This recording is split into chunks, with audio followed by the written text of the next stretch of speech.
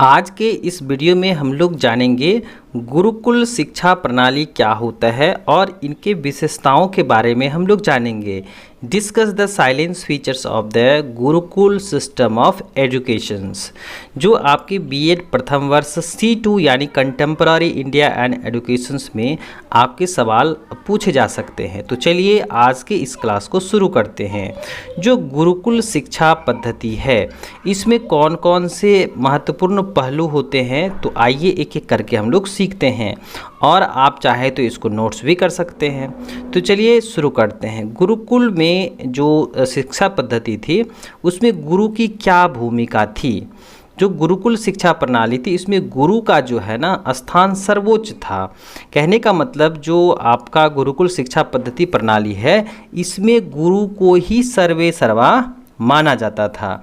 वे ही जो है पठन पाठन का कार्य, उनके रहने का, खाने का, वे सारे के सारे जो हैं सुख सुविधाएं और पढ़ाई से संबंधित बातें गुरु ही क्या करते थे, उनका जो है व्यवस्था करते थे।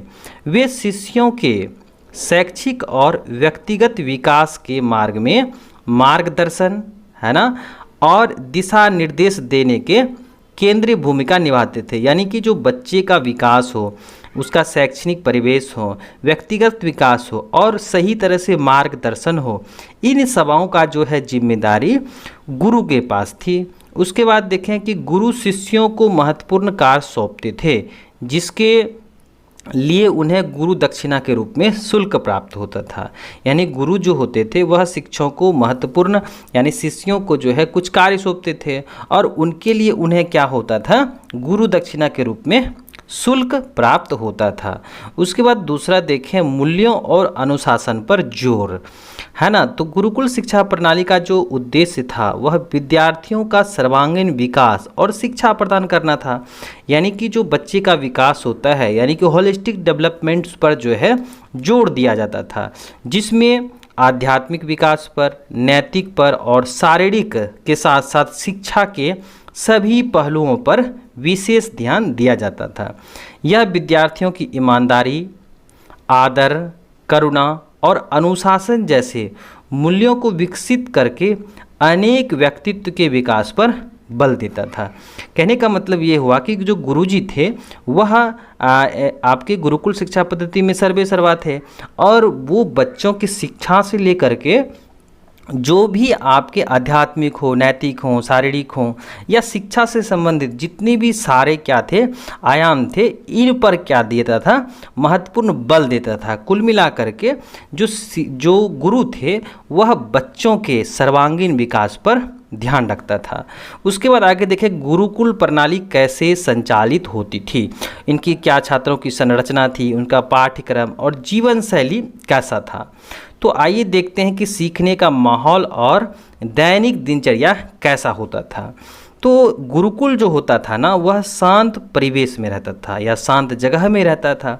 गुरुओं द्वारा क्या किया जाता था, प्राकृतिक परिवेश में जैसे वृक्षों के नीचे या आश्रम में ज्ञान प्रदान किया जाता था और इसी पद्धति के प्रकृति के साथ संबंध स्थापित होता था। विद्यार्थियों की दिनचर्या में अकादमिक शिक्षा, ध्यान, शारीरिक व्यायाम, व्यवहारिक अनुभव और आध्यात्मिक शिक्षा शामिल थे। यानी कि जो उनका दिनचर्या था विद्यार्थियों का या गुरुकुल में शिष्यों का, वह ना सिर्फ जो है पढ़ाई लिखाई से संबंधित था बल्कि जो है उनका ध्यान, उसका जो है शारीरिक विकास, व्यायाम, उनका व्यवहार, अनुभव, इन सबों के बारे में क्या था, एक दिनचर्या बनाया हुआ था ताकि बच्चे का क्या हो सके यानी शिष्यों का क्या हो सके, जो है सर्वांगीण विकास हो सके। चलिए अब नेक्स्ट देखें गुरुकुल में पढ़ाए जाने वाले कौन कौन से विषय थे। तो यह आपका कला था, साहित्य था, वेदों की शिक्षा दी जाती थी, शास्त्रों का जो है पढ़ाई होता था, दर्शन शास्त्र है, विज्ञान है, गणित है, भूगोल विज्ञान है, चिकित्सा, भाषा, संगीत, शारीरिक शिक्षा, नैतिकता, इन सबों पर क्या होता था, चर्चा होता था। इनके साथ ही छात्र विभिन्न कार्यों में प्रत्यक्ष अनुभव और प्रशिक्षण के माध्यम से व्यवहारिक कौशल प्राप्त करते थे। मतलब ये हुआ कि जो गुरु थे ना वह अपने शिष्यों को कला, साहित्य, वेद, शास्त्र, दर्शन शास्त्र, विज्ञान, गणित, खगोल विज्ञान, चिकित्सा विज्ञान, भाषा, संगीत, शारीरिक शिक्षा और नैतिकता पर क्या करते थे, उन्हें सिखाते थे, है ना। उन्हें क्या करते थे, एडुकेटेड करते थे, और उन्हें जो है प्रत्यक्ष जो है अनुभव या प्रशिक्षण के माध्यम से व्यवहार में कैसे उपयोग में लाया जाए ये भी सिखाते थे। जैसे खेलकूद में, नृत्य में, आर्ट में, संगीत में, इस तरह के जो है ना क्रियाविधि कर कर के जो है बच्चे को क्या किया जाता था, शिक्षा दी जाती थी। उसके बाद देखें गुरुकुल की शिक्षा यानी गुरुकुल एडुकेशन। वैदिक काल के शिक्षण जो प्रक्रिया थी विद्यालय, स्कूल अथवा कॉलेज में, जैसे आज की तरह निर्जीव भवन में होता है ना, कि जो वर्तमान समय का जो शिक्षा प्रणाली है वो क्या होता है, विद्यालयों में होता है, कॉलेज में होता है ना। और वहाँ पर क्या होता है कि शिक्षक जो होते हैं यह 5-6 घंटे पढ़ा देते हैं एक जगह होकर के। लेकिन जो गुरुकुल सिस्टम था ना, वे एक सजीव समुदाय थे। कैसे थे, तो ये एक प्रकार के प्रकृति में पढ़ाई होता था। कुल थे, कुल मतलब परिवार था, एक प्रकार का जो है परिवार के तौर पर रहता था, जिसमें जो है गुरु पिता होता था और सारे शिष्य जो है वह पुत्र के समान होते थे, जिसका प्रधान गुरु होता था शिष्य, है ना। यानी कि जिसका प्रधान गुरु होता था, है ना। जो गुरुकुल सिस्टम प्रणाली है उसमें जो मुख्य गुरु था वो क्या होते थे, टीचर्स होते थे आज के ज़माने के, यानी कि वो गुरु होते थे। प्राचीन भारत का विद्यालय गुरु का कुल था, गुरु का परिवार था। इसी परिवार में एक उदीयमान सदस्य के रूप में बालक शिक्षा ग्रहण करता था। मतलब गुरु और जो है गुरु का जो है जो पत्नी होती थी उनके परिवार में ही रह करके शिष्य क्या करते थे, विद्या अर्जन करते थे। और जो शिष्य था वह उनके गुरुजी के परिवार को ही अपना परिवार मानते थे। वह स्कूल का छात्र नहीं था बल्कि गुरु का शिष्य था। यानी कि गुरुकुल सिस्टम प्रणाली में क्या है कि गुरु के ही परिवार को वह क्या करते थे, विद्यालय के रूप में मानते थे। आगे देखें गुरुकुल का जो क्या था, भौतिक वातावरण था इस प्रकार से आयोजित रहता था कि वह बालकों के आध्यात्मिक विकास में सहायता पहुंचा सके। जनपद से दूर यानी कि जो है जन समुदाय होते थे वहाँ से दूर वन में, जंगल में गुरुकुल स्थित हुआ करते थे, जहाँ बालक व समुदाय सभी हानिप्रद प्रभावों से मुक्त रहता था, है ना। कि जैसे गांव है, बहुत सारे व्यक्ति हल्ला कर रहे हैं ना, लड़ाई कर रहे हैं, तो यहाँ से दूर होता था शांत वातावरण में। यहाँ प्रकृति अपनी सारी विभूतियों के साथ बालक के समक्ष सतत उपस्थित रहती थी और उन्हें आध्यात्मिक विकास की ओर प्रेरित करती थी। उसके बाद देखें पवित्रता, प्रसन्नता सर्वत्र विद्यमान रहती थी, यानी कि वहाँ की जो व्यवस्था थी वह खुशहाल रहती थी, स्वच्छ रहती थी। उन्मुख आकाश, खुला आकाश, हरित हरियाली जो है, उसके बाद जो है धरित्री है, उसके बाद लतिकाएँ हैं, कल कल नदियाँ, सरिता यानी कि जो है नदी है, झरने हैं, ये सब बच्चे को क्या करती थी, सत्यम शिवम और सुंदरम का संदेश दे करके प्रतिपल देती रहती थी। उसके बाद बालक का हृदय तो पवित्र होता ही था इसके कारण, जिसके कारण शरीर को वह जीवन शक्ति देती थी, जो नगरों के मुख्य मार्गों पर स्थित आधुनिक युग के स्कूल कॉलेज छात्रों को नहीं मिल पाती हैं। शुद्ध भोजन, शुद्ध जल, शुद्ध वायु, शुद्ध समाज और सभी के शरीर को शक्ति और स्फूर्ति प्रदान करते थे। अब आगे देखें कि जो अन्य शिक्षण संस्थाएं थी, इस युग में अध्यापक का कार्य प्रमुख रूप से गृही ही होता था, यानी कि जहाँ पर गुरु रहते थे गुरु गृही होता था, गुरु का परिवार ही क्या था, स्कूल्स की तरह कार्य करता था, विद्यालय की तरह काम करता था। परंतु गुरुकुल तथा आश्रम के अतिरिक्त शिक्षा प्रदान करने का कार्य अन्य संस्थाएं भी करती थी। जैसे जो है आपका चरण एक प्रकार के जो है वैदिक विद्यापीठ थे, जहाँ पर जो है छात्र अनेक ब्रह्मचारियों के साथ विद्या अध्ययन करते थे। कुछ धर्म सूत्रों का निर्माण इन्हीं चरणों में हुआ। वैदिक ज्ञान के प्रसार में इन चरणों का बहुत बड़ा योगदान है। दूसरा है परिषद। ये क्या है, बृहदारण्यक उपनिषद में हमेशा परिषदों का उल्लेख मिला है। इन परिषदों में प्रौढ़ विद्वान एकत्र होकर के दार्शनिक समस्या और आध्यात्मिक प्रश्नों पर विचार करते थे। यानी कि जो गुरुकुल का जो है सिस्टम था उसमें जो है गुरु के परिवार को छोड़ करके भी जो है जैसे चरण था, है ना, परिषद था, यहाँ पर शिक्षा दी जाती थी। उसके बाद है सम्मेलन। सम्मेलन का आयोजन राजा महाराजा करते थे। इन सम्मेलन में योग्य तथा प्रतिभावान अध्यापकों को निमंत्रित किया जाता था और जो प्रवचनों द्वारा उनके विचारों को छात्रों के सामने प्रकट करते थे। चलिए अब नेक्स्ट देखें, शिक्षा के शिक्षण, है ना, जो शिक्षण अधिगम था वो कैसा होता था। तो इनके समस्त व्यवहार में भी इन भ्रांतियों या इनकी भांति आयोजित होते थे जो बालकों का आध्यात्मिक विकास सुलभ हो सके।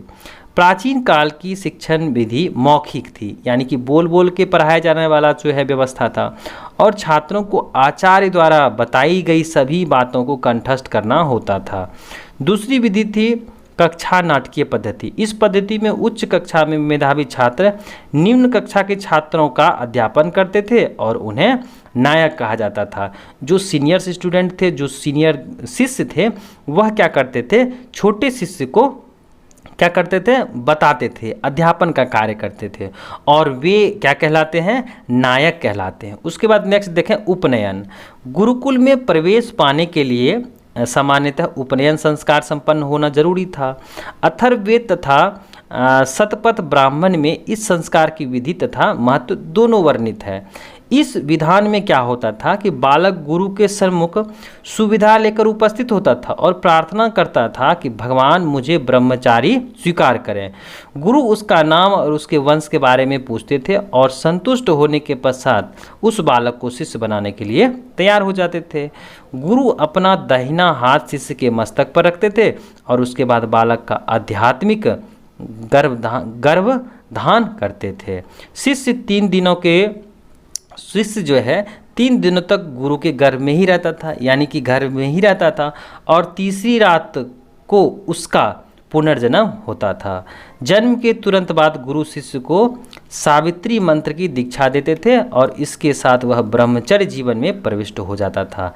अब वह गुरु के साथ उनके पुत्र के रूप में रहकर ब्रह्मचर्य वास करता हुआ विद्यार्जन कर सकता था।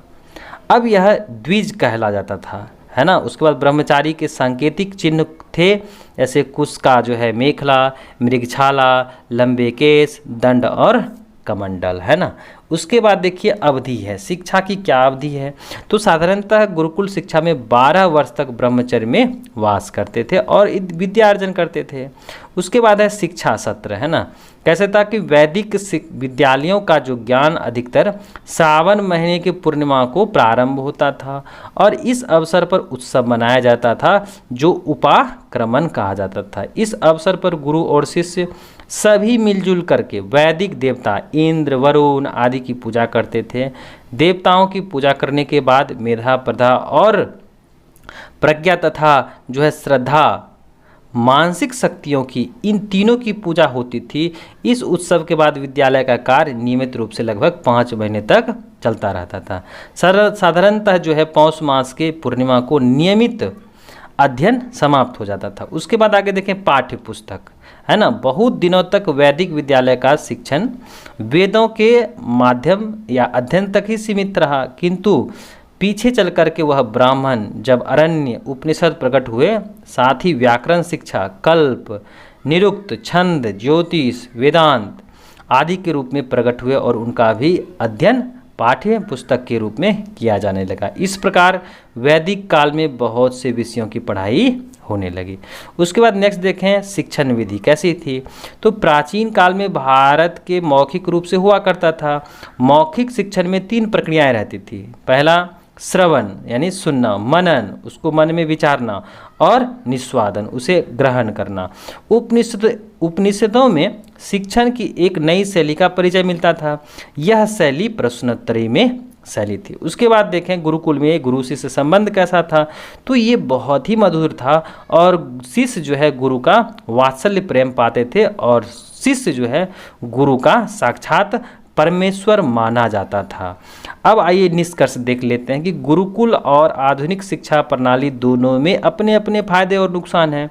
इसीलिए गुरुकुल के परंपरागत या पारंपरिक मूल्यों को आधुनिक शिक्षा की पद्धति के साथ एकीकृत और शिक्षकों के छात्रों के सर्वांगीण विकास के संतुलित दृष्टिकोण अपनाने के लिए प्रोत्साहित करना आवश्यक है।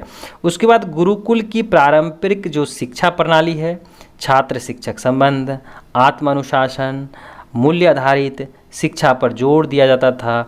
आधुनिक शिक्षण नवाचारों और सर्वांगीण शिक्षा पद्धति के साथ तालमेल बिठाने का यह प्रणाली आज भी प्रासंगिक बनी हुई है। यह न केवल शैक्षणिक उत्कृष्टता को बढ़ाती हैं बल्कि छात्रों के नैतिक मूल्यों को भी पोषण प्रदान करती हैं। जो लोग विरासत और नवाचार के सही संतुलन की तलाश में हैं उन्हें बेंगलुरु के गुरुकुल विद्यालय का एक उपयुक्त समाधान प्रस्तुत करते हैं। न्यू हॉराइजन्स गुरुकुल बेंगलुरु के शीर्ष CBSE विश्वविद्यालय में से एक है जो इस सुंदर मिश्रण को अपनाता है। तो यहाँ पर हम लोगों ने देखा गुरुकुल सिस्टम में कौन कौन से जो हैं व्यवस्थाएं हैं। तो इतना ही हम लोग देखते हैं और नेक्स्ट वीडियो में हम लोग देखेंगे कि जो ब्रिटिश कालीन शिक्षा प्रणाली थी या वैदिक कालीन शिक्षा प्रणाली और ब्रिटिश कालीन शिक्षा प्रणाली में क्या अंतर है, और जितने भी सारे महत्वपूर्ण सवाल होंगे आपके C2 से संबंधित तो उसके बारे में हम लोग देखेंगे। और जो बच्चे इस चैनल पर नए हैं चैनल को सब्सक्राइब कर लीजिएगा, अपने साथी के साथ ज़रूर शेयर कीजिएगा ताकि आने वाली वीडियोज़ की नोटिफिकेशन सबसे पहले आपको मिल सके। तो चलिए आज के लिए बस इतना ही, हम लोग मिलते हैं नेक्स्ट वीडियो में।